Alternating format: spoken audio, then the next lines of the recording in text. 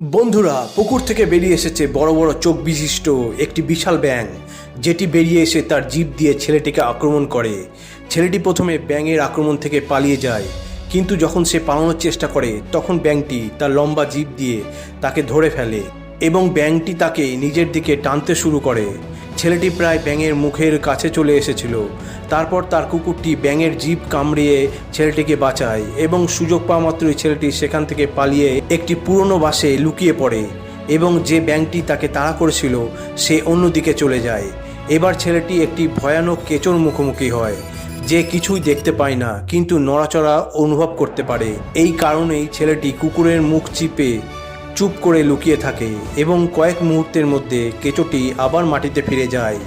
ছেলেটি তার কুকুরটিকে আদর করছিল।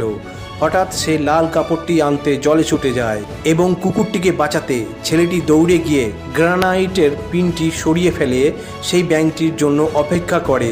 ব্যাঙটি খুব কাছে চলে আসলে ছেলেটি সঠিক সময়ে বোমাটি ছুঁড়ে মারে, যা ভয়ানক ব্যাঙটিকে সম্পূর্ণভাবে ধ্বংস করে।